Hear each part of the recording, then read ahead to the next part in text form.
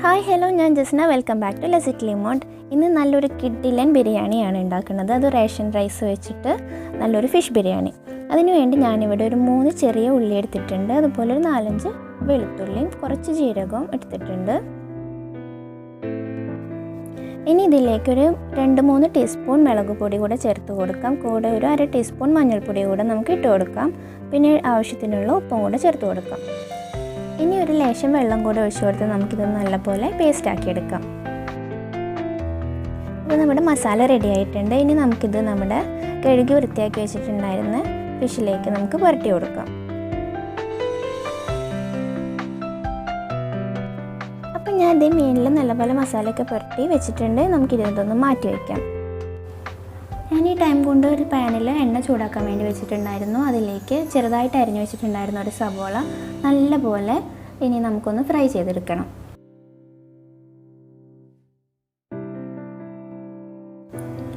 ഇനി സവോള ഫ്രൈ ചെയ്തെടുത്ത ആ സെയിം ഓയിലിൽ തന്നെ നമുക്ക് നമ്മുടെ മീനും കൂടെ ഒന്ന് പൊരിച്ചെടുക്കാം.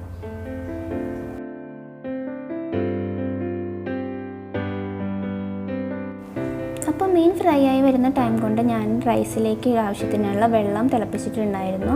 അതിലേക്ക് ആവശ്യത്തിനുള്ള ഏലക്ക, ഗ്രാമ്പു, പട്ട ഇതെല്ലാം ഇട്ട് കൊടുത്ത് വെള്ളം നന്നായിട്ടൊന്ന് തിളപ്പിച്ചെടുക്കണം. അപ്പോൾ തിളച്ച് വന്നിട്ടുണ്ടായിരുന്ന വെള്ളത്തിലേക്ക് ഞാൻ ആവശ്യത്തിനുള്ള നെയ്യും അതുപോലെ ആവശ്യത്തിനുള്ള ഉപ്പും കൂടെ ഇട്ട് കൊടുത്തിട്ടുണ്ട്. ഇനി ഇതിലേക്ക് വാഷ് ചെയ്ത് വെച്ചിട്ടുണ്ടായിരുന്ന നമ്മുടെ റേഷൻ്റെ അരി കൂടെ ഇട്ട് കൊടുക്കാം.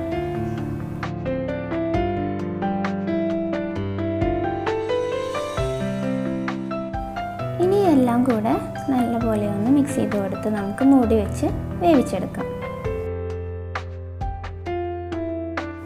ഇനി നമുക്ക് മസാല ഉണ്ടാക്കിയെടുക്കണം. അതിന് വേണ്ടി ഞാൻ മീൻ പൊരിക്കാൻ എടുത്തിട്ടുണ്ടായിരുന്ന ആ ഓയിൽ തന്നെയാണ് എടുത്തിട്ടുള്ളത്. ഇനി ഞാൻ അതിലേക്ക് ഒരു 3-4 സബോള ചെറുതായിട്ട് അരിഞ്ഞിട്ടുണ്ടായിരുന്നത് ഇട്ട് കൊടുത്തിട്ടുണ്ട്.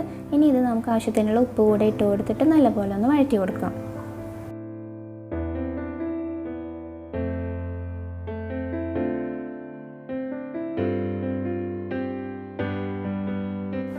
അപ്പോൾ നമ്മുടെ സവോളൊക്കെ നല്ലപോലെ വഴന്നു വന്നിട്ടുണ്ട്. ഇതിലേക്ക് ഒരു 2 ടേബിൾ സ്പൂൺ ഇഞ്ചി, വെളുത്തുള്ളി, പച്ചമുളകിൻ്റെ പേസ്റ്റ് ഇട്ട് കൊടുത്ത് നല്ലപോലെ ഒന്ന് ഇളക്കിയെടുക്കാം. നമ്മുടെ റൈസ് ആവശ്യത്തിനുള്ള വേവായിട്ടുണ്ട്. ഞാനത് സ്ട്രെയിൻ ചെയ്ത് മാറ്റി വെച്ചിട്ടുണ്ട്. ഇനി നമ്മുടെ മസാലയിലേക്ക് അരിഞ്ഞു വെച്ചിട്ടുണ്ടായിരുന്ന തക്കാളി കൂടെ ഇട്ട് കൊടുക്കാം. ഞാനൊരു 2 തക്കാളി എടുത്തിട്ടുണ്ട്. അപ്പോൾ തക്കാളിയൊക്കെ നല്ലപോലെ വഴന്നു വന്നിട്ടുണ്ട്. ഞാൻ ഇതിലേക്ക് കുറച്ച് മഞ്ഞൾപ്പൊടി ഇട്ട് കൊടുക്കുന്നുണ്ട്. ഇനി ഒരു 3 ടീസ്പൂൺ മുളക് പൊടി കൂടെ നമുക്ക് ചേർത്ത് കൊടുക്കാം. ഇനി ഇതിലേക്ക് ഒരു 1.5 ടീസ്പൂൺ ഗരം മസാല പൊടിയും കൂടി ഇട്ട് കൊടുത്ത് നമുക്ക് നല്ലപോലെ ഒന്ന് മിക്സ് ചെയ്ത് കൊടുക്കാം.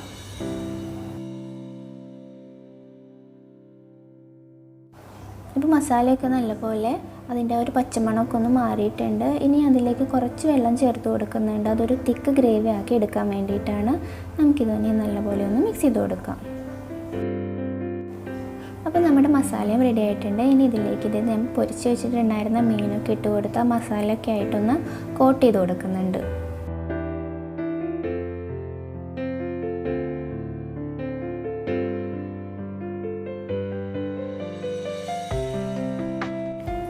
അപ്പോൾ നമ്മുടെ മസാലയുടെ മുകളിൽ ഞാൻ കുറച്ച് മല്ലിയില കൂടെ ഇട്ട് കൊടുക്കുന്നുണ്ട്.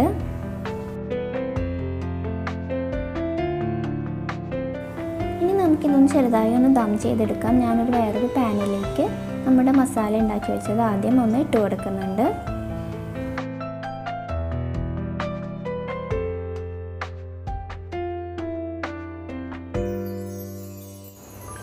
ഇനി ഇതിൻ്റെ മുകളിൽ നമുക്ക് നമ്മുടെ റൈസും കൂടെ ഇട്ട് കൊടുക്കാം.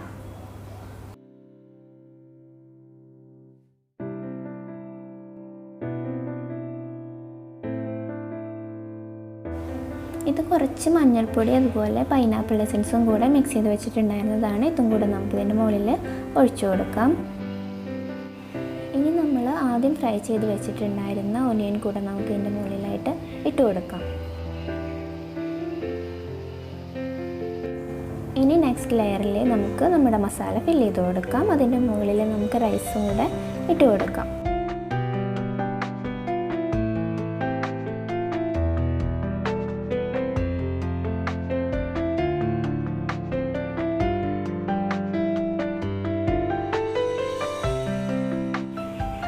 അപ്പോൾ നമ്മുടെ ലെയറൊക്കെ കംപ്ലീറ്റ് ആയിട്ടുണ്ട്. ഇനി ഇതിൻ്റെ മുകളിൽ ഫ്രൈ ചെയ്ത് വെച്ചിട്ടുണ്ടായിരുന്ന ഒനിയനും അതുപോലെ ചെറുതായി അരിഞ്ഞ മല്ലിയിലയും ഒരു 2 ടീസ്പൂൺ ഗീ കൂടെ ഇട്ട് കൊടുക്കാം. ഇനി നമുക്കിതൊന്ന് മൂടി വെച്ച് ഒരു അരമണിക്കൂർ ദം ചെയ്ത് വെക്കാം. അപ്പോൾ ഇതേ അരമണിക്കൂറൊക്കെ കഴിഞ്ഞ് ഞാൻ തുറന്ന് നോക്കുമ്പോൾ നമ്മുടെ അടിപൊളി റേഷൻ അരി വെച്ചിട്ടുണ്ടാക്കിയ നല്ല കിടിലൻ ഫിഷ് ബിരിയാണി റെഡി ആയിട്ടുണ്ട്. അപ്പോൾ ഇതെല്ലാവരും ഒന്ന് ട്രൈ ചെയ്ത് നോക്കുക. നല്ല അടിപൊളി ടേസ്റ്റാണ്. റേഷൻ അരിയെന്ന് നമുക്ക് തോന്നേയില്ല കേട്ടോ കഴിക്കുമ്പോൾ, അത്രയ്ക്കും കിടിലൻ ടേസ്റ്റാണ്. അപ്പോൾ ഇതെല്ലാവരും ഒന്ന് ട്രൈ ചെയ്ത് നോക്കുക. അപ്പോൾ നമുക്കിനി അടുത്ത വീഡിയോയിൽ കാണാം. അതുവരെ ബൈ.